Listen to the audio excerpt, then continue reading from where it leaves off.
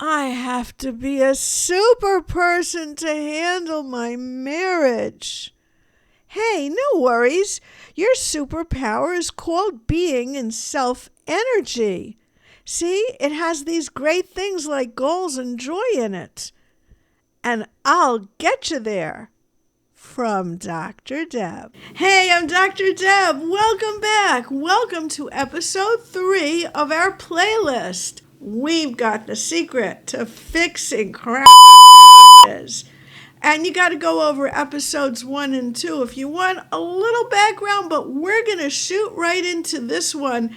And we're going to go into all the ways you can be in self-energy as opposed to protectors and defenders and difficult parts. Mind you, those difficult parts are part of you too. And they've tried so hard to protect you and help you your whole life. But here's one big problem. They all have an agenda. An agenda means they're wearing blinders. They don't see anything else. They don't see another way out of problems.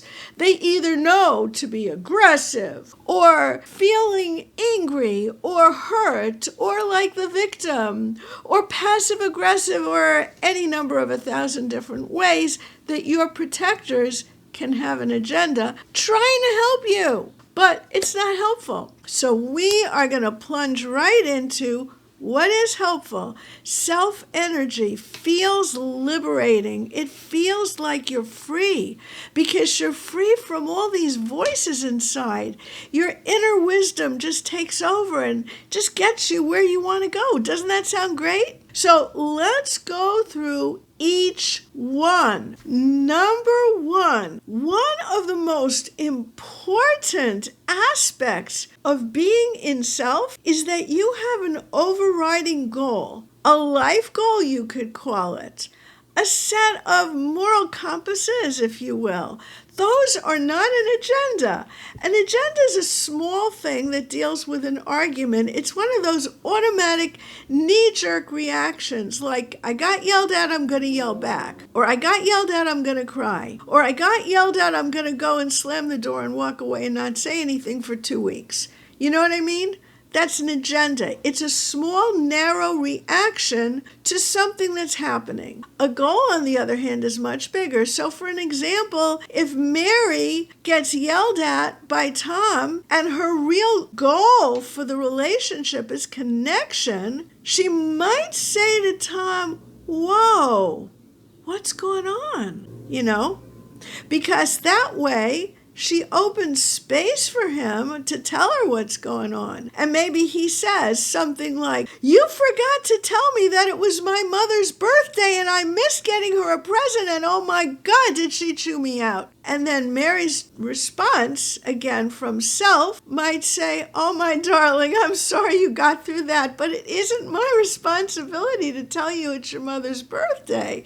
Okay, I'm good with remembering things, but you could put it on your phone just like I would put it on my phone. It's not my responsibility. And if she says it with love in her heart, and she says it from a place of kindness and compassion, then maybe he'll go, oh, you're right. Now, in order for that to happen, he has to be in self-energy too. And by the time you get through this whole entire series on all the different characteristics of self-energy, you and your Tom might be able to work on getting into self-energy more. Number 2 is connection. And the most important person, write it in the comments.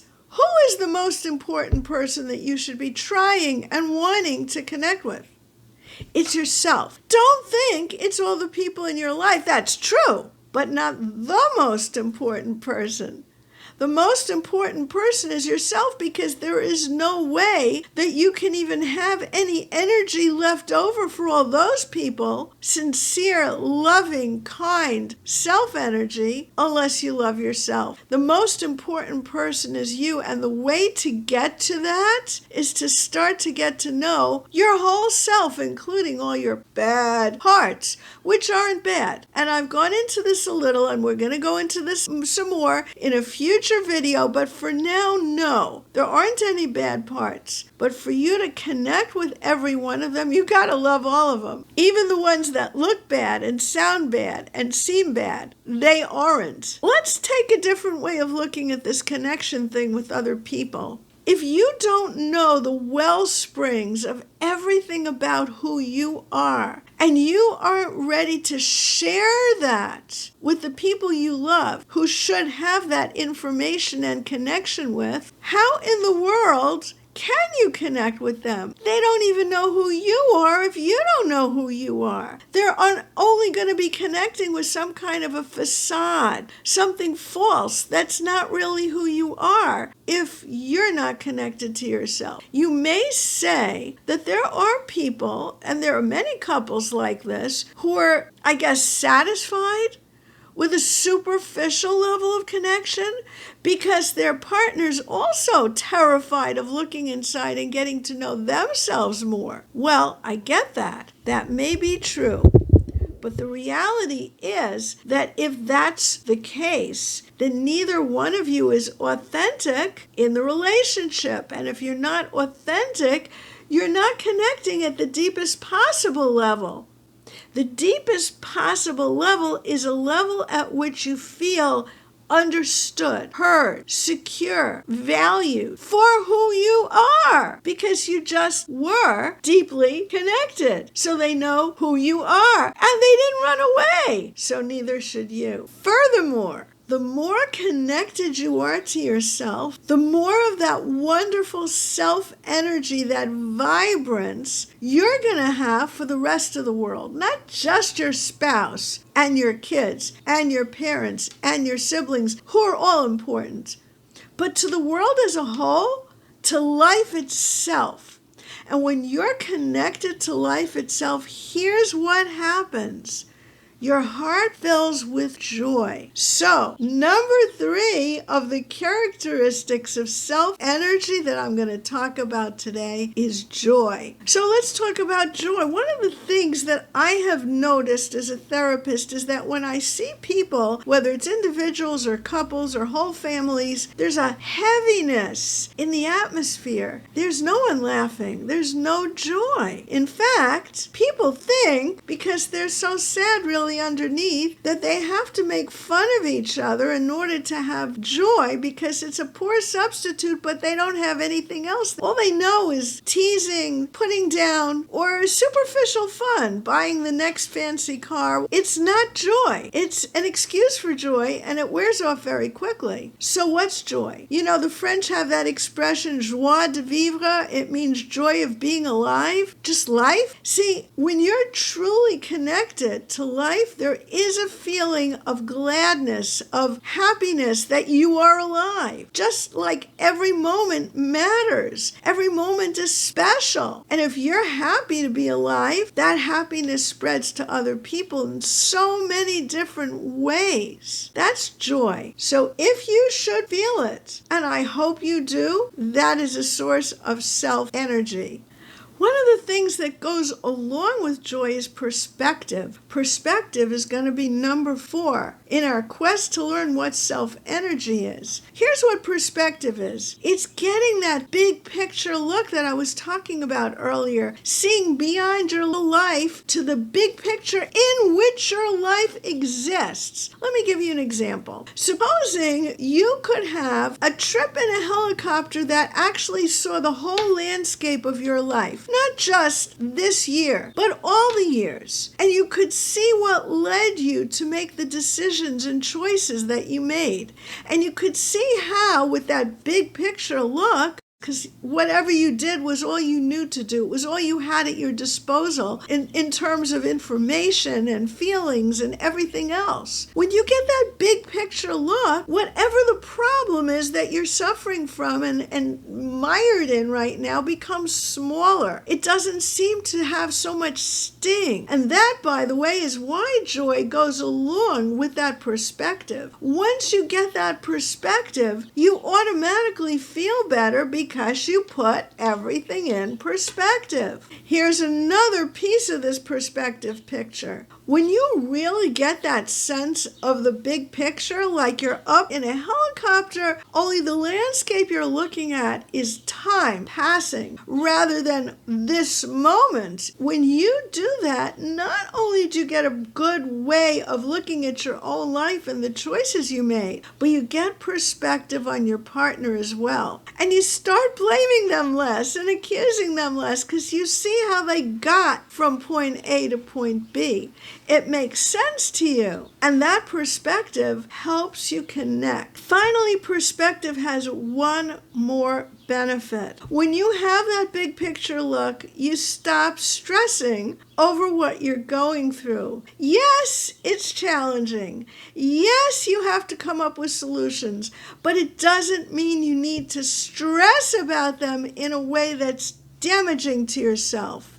You can go, okay, let me get another cup of coffee and stay up another hour and I'm going to work it out, but with joy in your heart. See, perspective actually leads to that place of inner peace. Because when you have a big picture look at something, you can almost predict the future, right? Especially when you've been there before. You know what's coming around.